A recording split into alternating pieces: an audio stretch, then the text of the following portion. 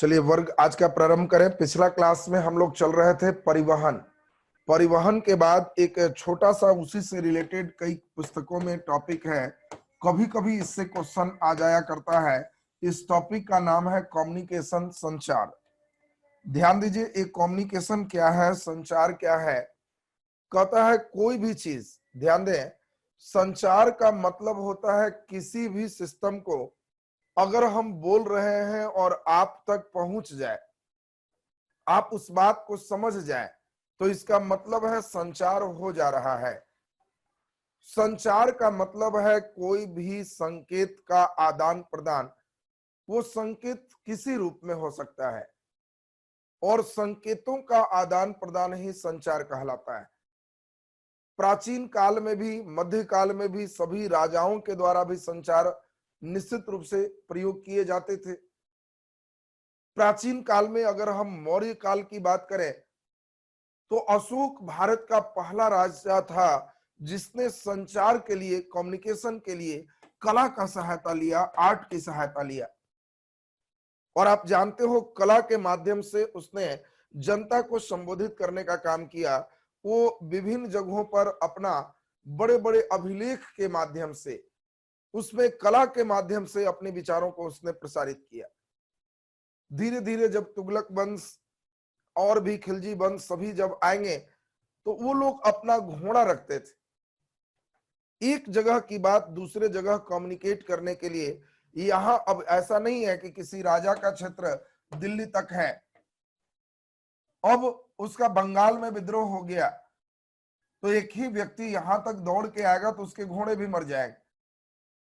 अलग अलग जगह पे उनके घोड़े अपना रहते थे और एक व्यक्ति उस किसी भी संदेश को एकदम तेजी से यहां तक लाया, फिर इसी चिट्ठी को यह यहां तक लाया, वो लौट जाएगा, यह यहां तक लाया, लौट जाएगा। इस प्रकार के सिस्टम से मध्य काल में बहुत अच्छा संचार होते रहा।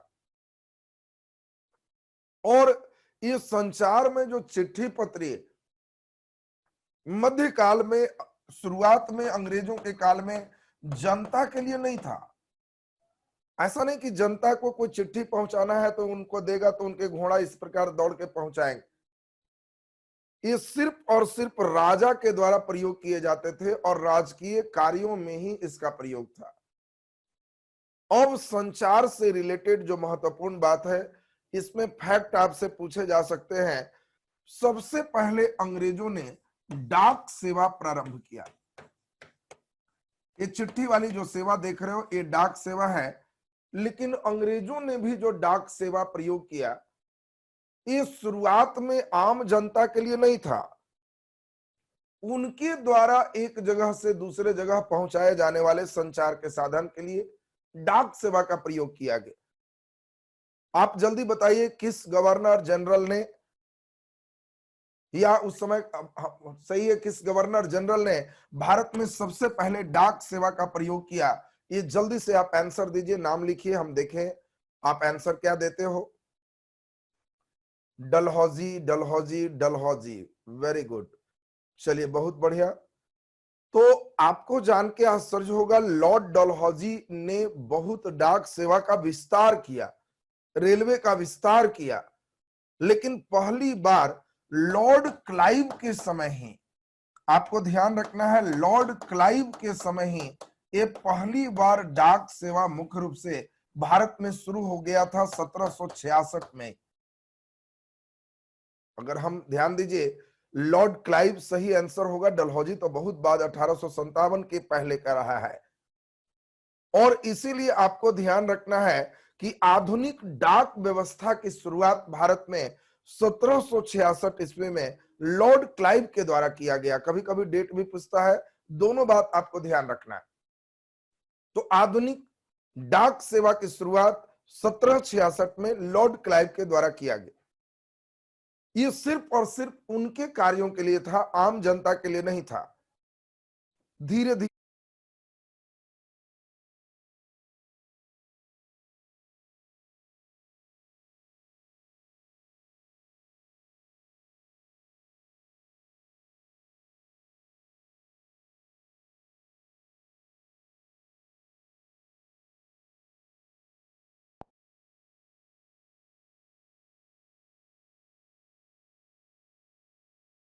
1784 आया तो इस समय वारेन हेस्टिंग्स हैं, वारेन हेस्टिंग्स इसको और बढ़ावा दिया और बढ़ाया, और यहाँ पे पहली बार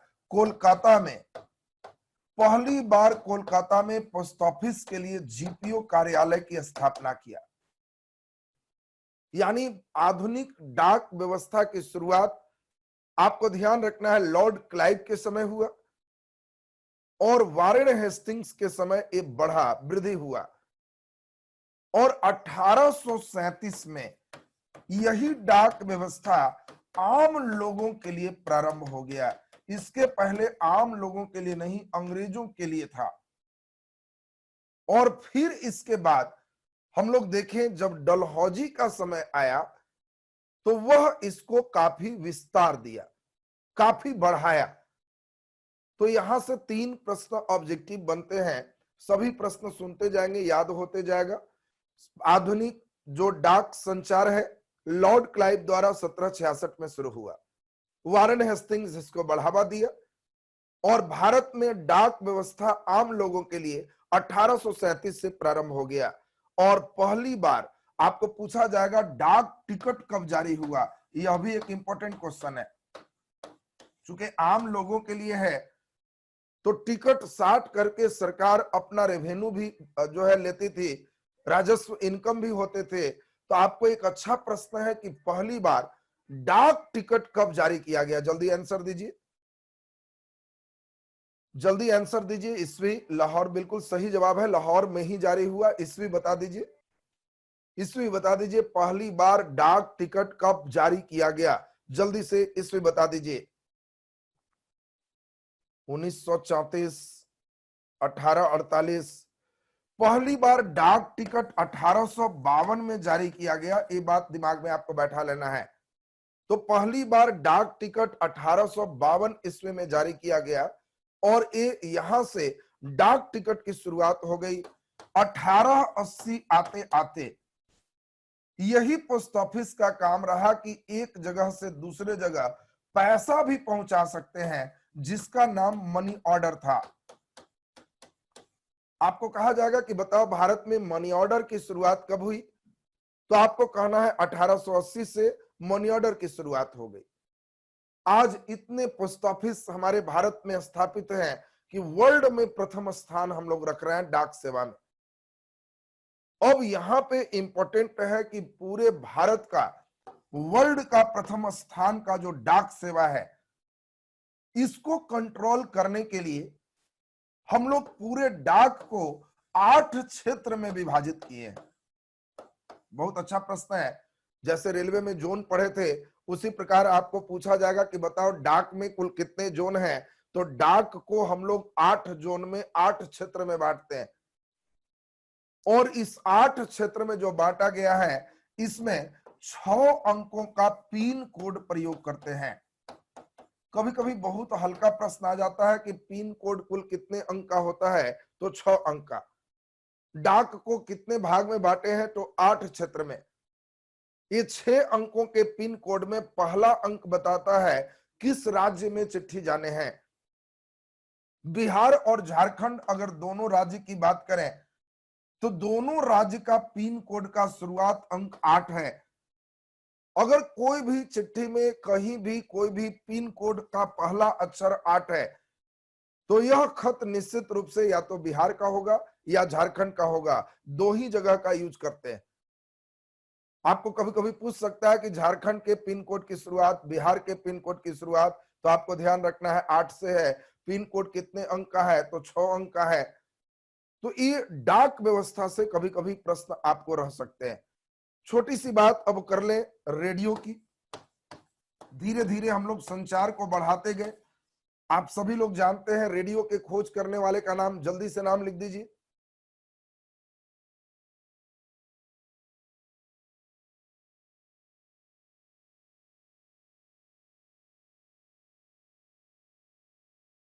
नाम लिख दीजिए।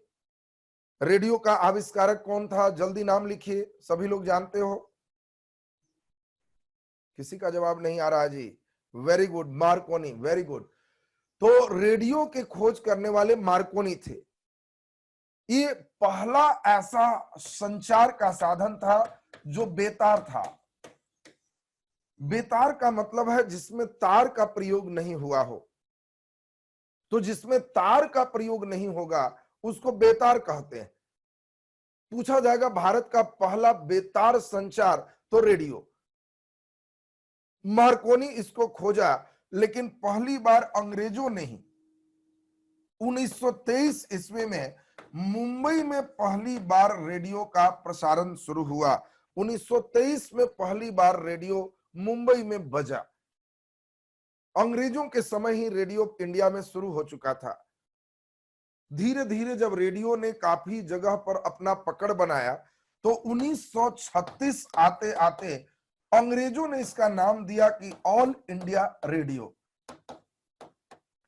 इसका नाम ऑल इंडिया रेडियो पड़ा।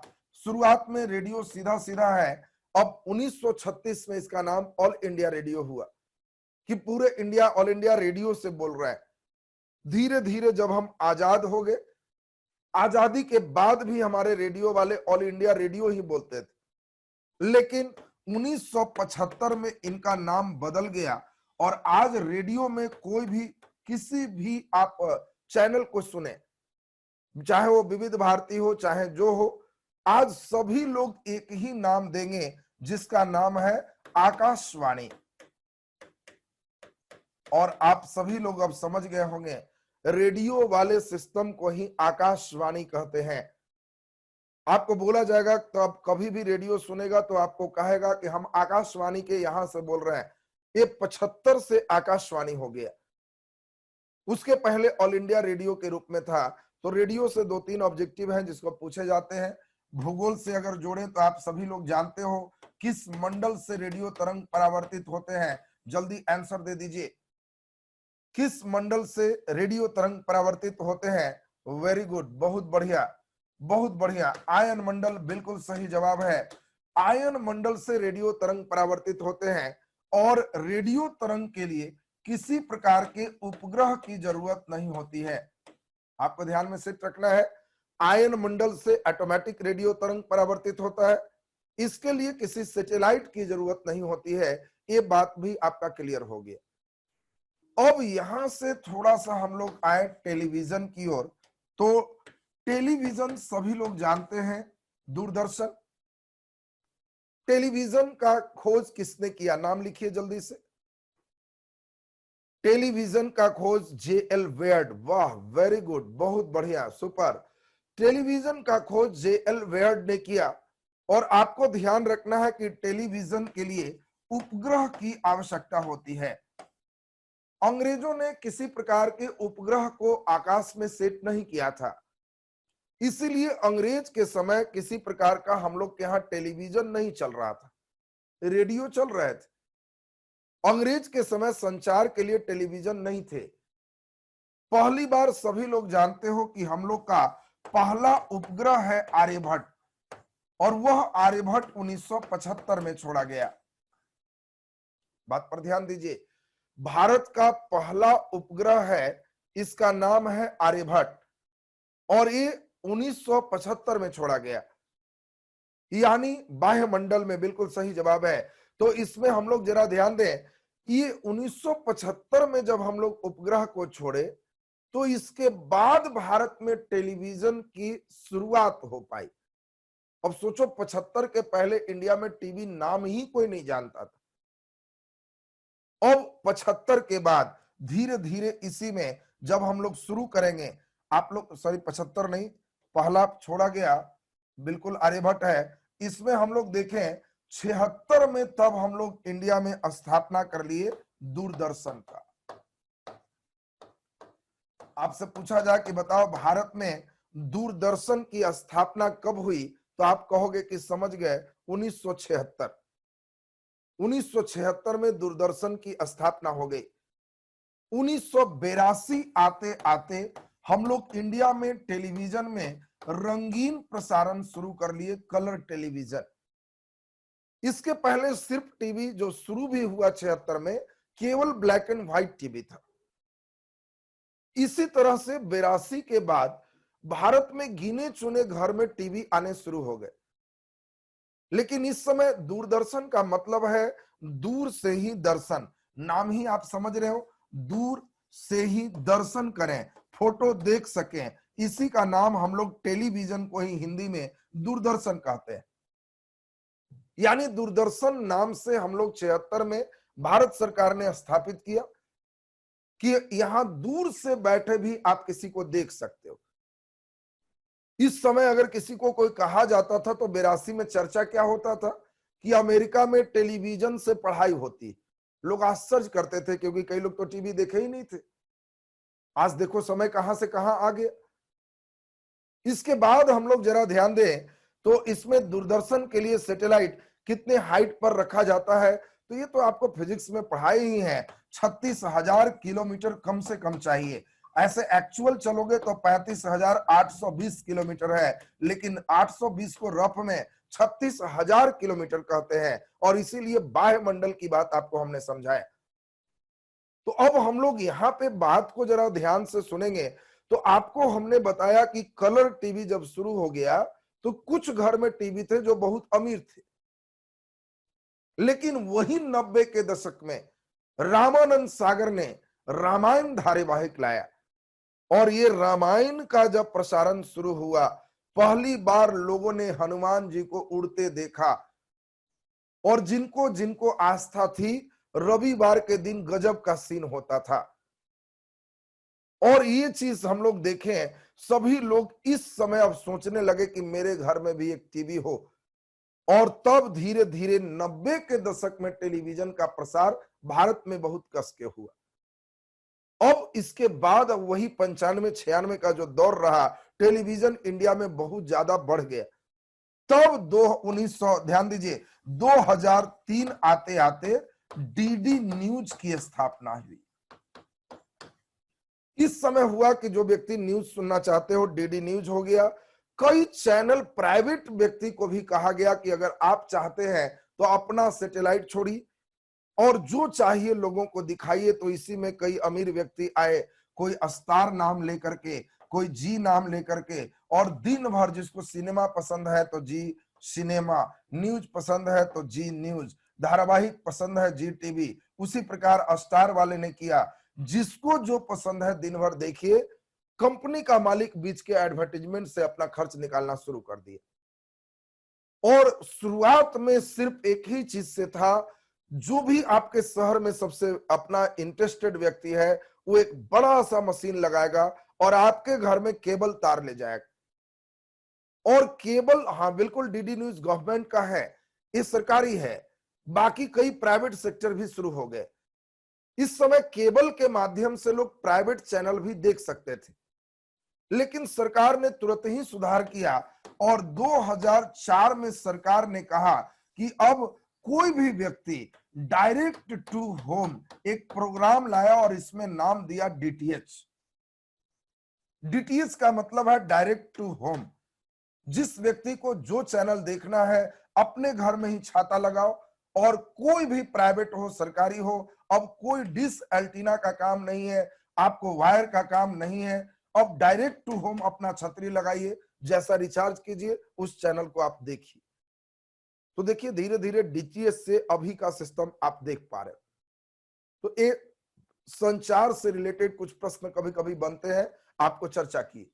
अब तेजी में पिछला जो आप पढ़े हो उससे अभी ऑब्जेक्टिव क्वेश्चन चलेगा, जल्दी जल्दी ऑब्जेक्टिव सही करेंगे। सब लोग तैयार हो जाओ, सभी को आंसर करना है बोर्ड पर, और सभी क्वेश्चन पूछा हुआ है। ये बीपीएससी में 92-93 में पूछा है। बीपीएससी के बच्चों को इसीलिए इसमें भी हम शामिल कर लिए कि कभी कभी इतने छोटे लेवल का क्वेश्चन होता है जो इधर से ही तुम्हारा ठीक ठाक हो। जल्दी से क्वेश्चन का आंसर दीजिए। बड़ी लाइन के दो पटरियों के बीच कितनी दूरी होती है? जल्दी से आंसर दीजिए। बड़े लाइन के दो पटरियों के बीच कितनी दूरी होती है? Very good. हम लोग 1.67 मीटर देखे थे और उसी को फीट में बदलेंगे तो ये 5.5 फीट होगा, और सही आंसर 5.5 फीट। कई लोग ए आंसर दे रहे हैं तो 0 नंबर आ जाएगा। बड़ी लाइन के दो पटरियों के बीच 5.5 फीट की दूरी होती है, और सही आंसर आपका 5.5 फीट हो गया। ये बीपीएससी 92-93 में क्वेश्चन पूछा गया है। नेक्स्ट हम लोग रजनीश जी, हैंड्स रेज करने का क्या जरूरत है, नालायक जैसा करते हो, फिर हटा देंगे तो कहोगे रिमूव कर दिए। जो भी है हमने बताया, बाएं साइड की ओर चैट बॉक्स है, चैट बॉक्स को दबाओ तो दाएं साइड में दबा लोगे अपना और हैंड्स रेज करके नालायक जैसा खड़े हो जाओगे। अगला नंबर क्वेश्चन जो है उसको हम लोग ठीक से देखें। मर्मागाओ पत्तन कहाँ स्थित है? ये भी बीपीएससी में 95 में पूछा हुआ क्वेश्चन है, ये तो सबका सही होना चाहिए। मर्मागोआ, मर्मागोआ कहाँ स्थित है? वेरी गुड, बहुत बढ़िया, बहुत बढ़िया, बहुत अच्छा, सही जवाब आपका आ रहा है। मैक्सिमम बच्चे सी की ओर हैं और बिल्कुल सही जवाब है सी, गोवा, बिल्कुल सही जवाब। चलिए बहुत अच्छा, लगातार कई प्रश्न हैं, आप सभी लोग पढ़ेंगे और सही करते चले जाएंगे। जल्दी से क्वेश्चन देखिए क्या कह रहा है। रेलवे जोन का मुख्यालय हाजीपुर कहाँ स्थित है? बीपीएससी का क्वेश्चन है, हम आपको सिर्फ दिखाना चाहते हैं कि कुछ क्वेश्चन देखो कितना हल्का पूछा जाता है। वेरी गुड, ये तो कोई लड़के बता देगा, ईसीआर ईस्टर्न सेंट्रल रेलवे, और बिल्कुल सही जवाब है, बिहार में बीपीएससी में पूछा। आप केवल महसूस करिए कि कभी कभी प्रश्न कितने हल्के हो सकते हैं। चलिए अगला नंबर क्वेश्चन चलते हैं, तो बहुत आसान आपसे पूछा गया। नेक्स्ट क्वेश्चन, निम्नलिखित बंदरगाह में कौन एक खुला सागरीय बंदरगाह है? अब आ जाओ काम वाला, कौन खुला सागर में बंदरगाह है? ओपन, खुला सागर में बंदरगाह है? हल्दिया, मुंबई, विशाखापट्टनम, चेन्नई। चलिए जल्दी जल्दी देखिए, अब इसमें आंसर अलग अलग होने लग गया, अलग अलग होने लग गया। विशाखापट्टनम एक कृत्रिम बंदरगाह की ओर हम लोग देखेंगे कि प्राकृतिक है, पढ़ा भी चुके हैं। मुंबई भी डायरेक्ट नहीं है, हल्दिया भी डायरेक्ट नहीं है, ये कौन एक खुला सागरीय बंदरगाह है? तो सही आंसर चेन्नई, चेन्नई खुला सागरीय बंदरगाह है और सही आंसर आपका चेन्नई हो जाएगा। नेक्स्ट अगले क्वेश्चन की ओर चल रहे हैं, आप लोग फटाफट पढ़िए और सही कीजिए। गंगा नदी में किस भाग को राष्ट्रीय जलमार्ग घोषित किया गया है? यूपी पीसीएस 2010 का क्वेश्चन है। गंगा नदी में किस भाग को राष्ट्रीय जलमार्ग घोषित किया गया है? बिल्कुल सही जवाब, इसमें किसी का गलत नहीं हो रहा है, बिल्कुल सही जवाब है। इलाहाबाद से हल्दिया तक एक गंगा नदी में हम लोग देखे राष्ट्रीय जलमार्ग, एनएचएन जो है वाटरवे, नेशनल वाटरवे 1 के नाम से इसको हम लोग जानते हैं। अगला नंबर आप देखिए, एकदम सही होगा, ये भी यूपी पीसीएस का क्वेश्चन है। कोंकण रेलवे मार्ग आपको समझाए थे, कोंकण रेलवे मार्ग किस पर्वत श्रृंखला से होकर गुजरता है? जल्दी आंसर कीजिए। कोंकण रेलवे मार्ग किस पर्वत श्रृंखला से होकर गुजरता है? वेरी गुड, वाह, जबरदस्त, जबरदस्त, सभी बच्चे का सही आ रहा है। पश्चिमी घाट या सहयाद्री से होकर गुजरता है। पिछले दिन कोंकण रेलवे पढ़े थे और हमने देखा सभी बच्चे का आंसर सही है।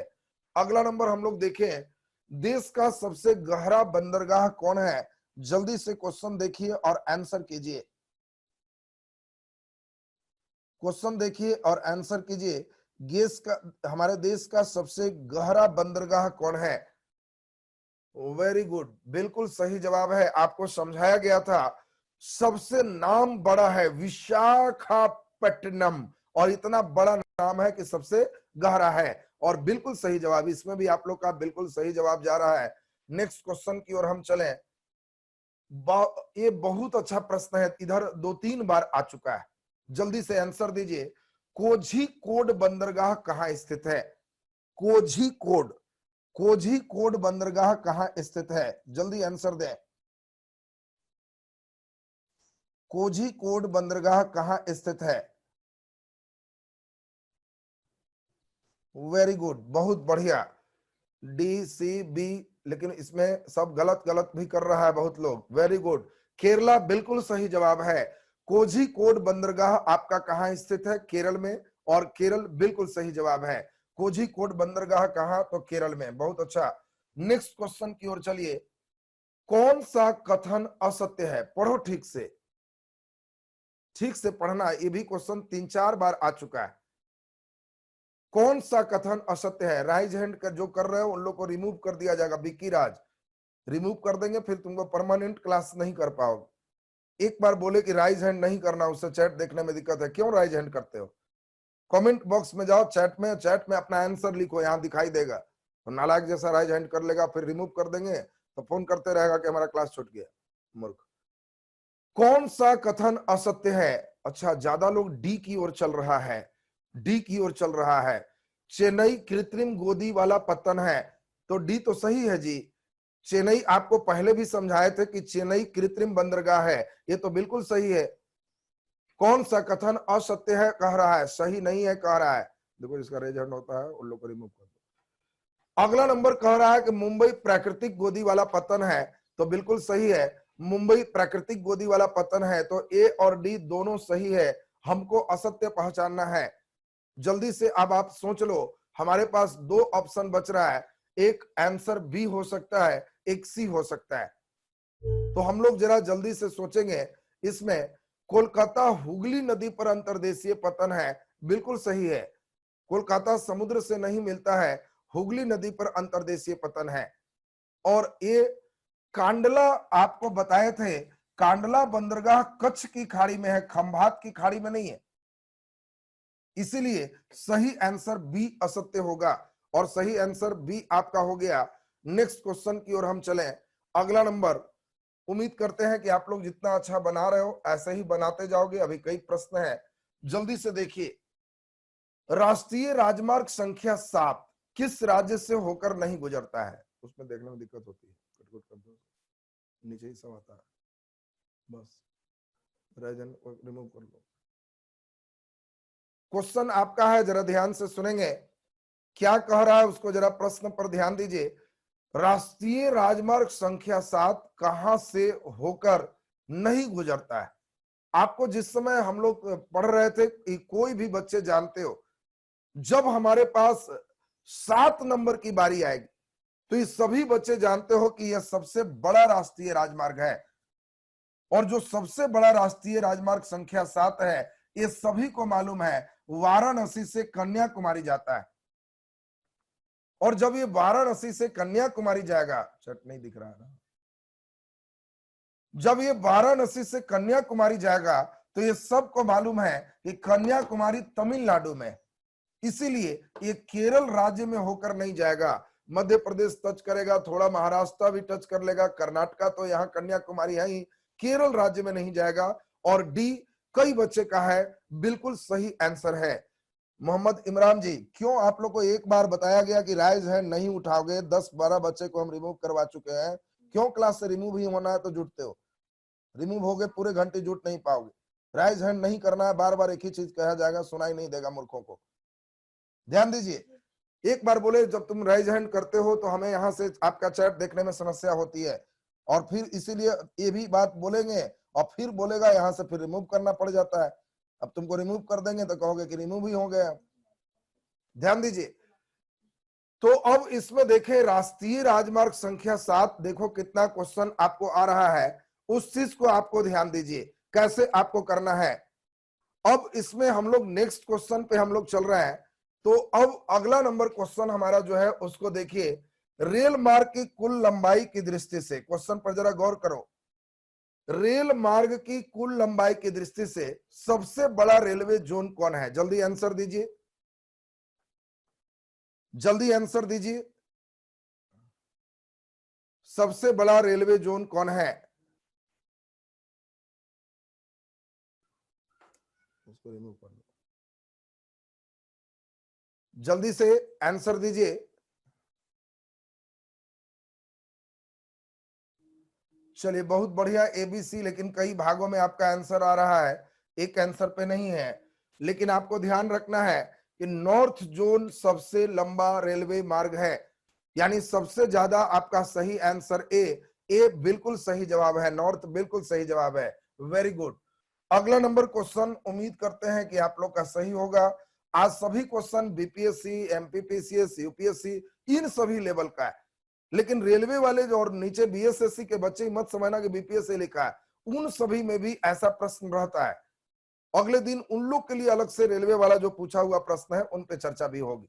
तो चलिए जल्दी से क्वेश्चन दीजिए, आंसर कौन असत्य है, कौन असत्य है, जल्दी से आंसर कर दीजिए। देखो फिर राजन, कौन असत्य है इसका जल्दी से आंसर कर दीजिए।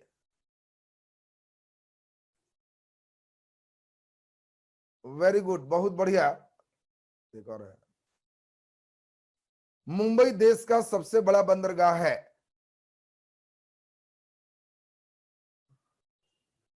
वेरी गुड, मैक्सिमम बच्चे सी की ओर हम देख पा रहे हैं, सी की ओर सबसे ज्यादा बच्चे का इशारा है। बहुत बढ़िया, सबसे ज्यादा बच्चे सी कर रहे हैं। वाह, वेरी गुड, बहुत बढ़िया। कौन असत्य है? अब इसमें आपको सबसे पहले देखना है, मुंबई एक बड़ा बंदरगाह है, चलेगा। कांडला ज्वारीय बंदरगाह है, सही है। चेन्नई प्राचीन बंदरगाह है, सही है। मार्मो गोवा देश का, गोवा में छोटा सा बंदरगाह है, ये देश का सबसे बड़ा बंदरगाह लिख रहा है, तो इसीलिए सी सत्य नहीं है। सही आंसर सी बिल्कुल सही है। अगला नंबर क्वेश्चन आप देखिए, ये उम्मीद है सबका सही हो जाएगा। निजी क्षेत्र का पहला हवाई अड्डा कहां है? जल्दी आंसर दीजिए, जल्दी आंसर कीजिए। निजी क्षेत्र का पहला हवाई अड्डा, वेरी गुड।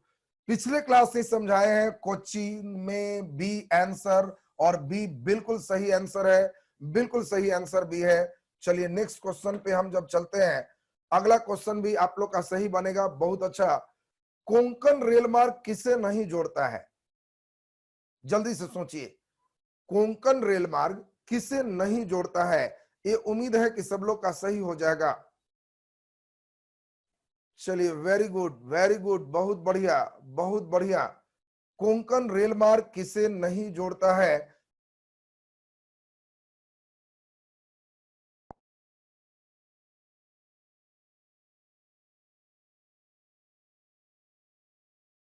बिल्कुल सही आंसर है बेलगांव।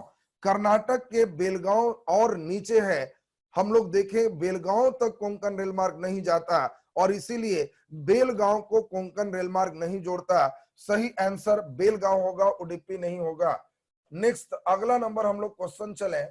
आप लोग बहुत अच्छा प्रयास कर रहे हो और बहुत बढ़िया बना भी रहे हो। अगला क्वेश्चन हम लोग चले, इस प्रश्न को जरा देखिए। भारत के प्राकृतिक बंदरगाह कौन कौन है? जल्दी आप आंसर सोचिए, जल्दी से। भारत के प्राकृतिक बंदरगाह कौन है? जल्दी से आंसर सोचिए, जल्दी आंसर कीजिए कमेंट बॉक्स में।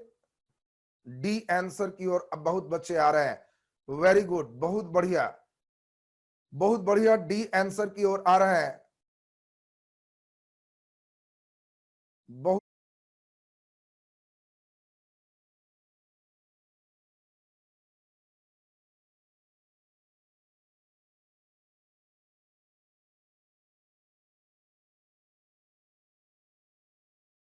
बहुत अच्छा। देखो राइट हैंड कौन है निका उसको, चलिए ध्यान दे। अब हम लोग जरा इसको ध्यान से सुनेंगे, ध्यान दीजिए।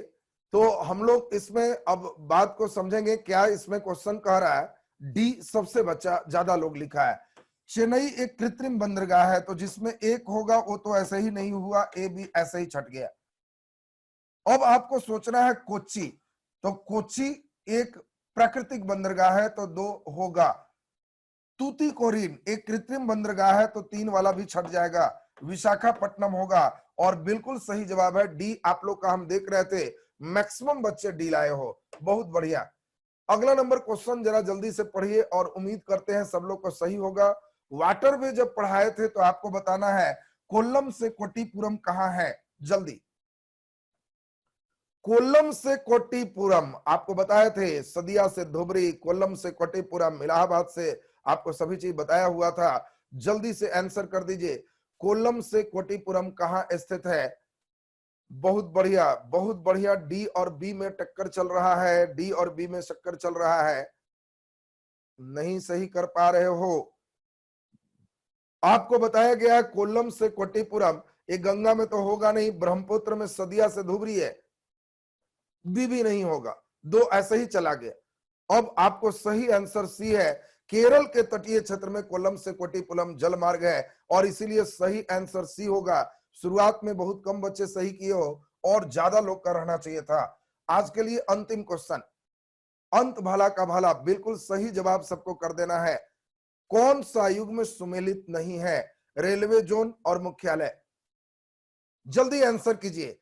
कौन सा जोन सुमेलित नहीं है? वेरी गुड, बहुत बढ़िया, देखिए आंसर बी आ गया है। और बाकी लोग देखिए, वेरी गुड, बहुत बढ़िया। देखिए बहुत अच्छा जवाब, बिल्कुल सही जवाब है।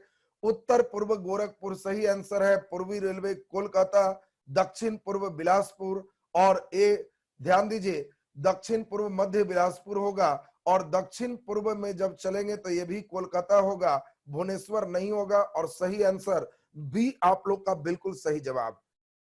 तो इसका मतलब आप लोग बहुत बढ़िया से पिछले क्लास को सुने हैं। आज जो भी क्वेश्चन पीसीएस में इधर से पूछा था हम सब करवा दी। रेलवे वाले को छोड़ दिए हैं कि अपना आराम से अगले स्टेप में थोड़ा 5-10 ऐसे, उनका भी यही सब क्वेश्चन ज्यादातर कॉमन है, वहां बनाओगे उनका भी आराम से बन जाएगा। अब नया पाठ आपका शुरू होगा मंडे से, और वो नया सेक्शन इंपॉर्टेंट है जिसमें हम लोग चलेंगे खनिज संसाधन। खनिज के बाद एक और पढ़ा देंगे आपका उद्योग। ये दोनों आप जैसे ही पढ़ोगे तो आपका कंप्लीट खत्म हो जाएगा। तो खनिज संसाधन अगले क्लास से हमारा शुरू हो जाएगा। आज का क्लास आपके लिए YouTube पर इंपॉर्टेंट है। अभी सभी बच्चे YouTube पर बने रहेंगे। YouTube पर भी आपके द्वारा बहुत पॉजिटिव रिस्पॉन्स आता है, उससे टीचर बड़ा उत्साहित होते हैं, उनको भी एनर्जी मिलती है। और YouTube पर आज है आपका इकोनॉमी का क्लास, अभी 12:15 से 10 मिनट में YouTube पर शुरू हो जाएगा। आप इकोनॉमी का क्लास वहां पर खूब बढ़िया से वहां पे करेंगे। इसके बाद हम लोग जरा ध्यान दीजिए, इकोनॉमिक्स क्लास के बाद आपका नेक्स्ट जो है वो स्टेप, पीडीएफ आज लोड नहीं हुआ है, पीडीएफ लोड मैं तो कर ली। चलिए केमिस्ट्री क्लास के लिए साउंड में दिक्कत था तो प्रोफेसर बोले हैं कि हम थोड़ा स्टूडियो और ठीक करा ले, वो दूसरे स्टूडियो से दे रहे हैं, तो यहाँ पे साउंड और लाइट का उम्मीद है आज काम पूरा हो जाएगा। मंडे से उनका क्लास भी लगातार आपका शुरू हो जाएगा।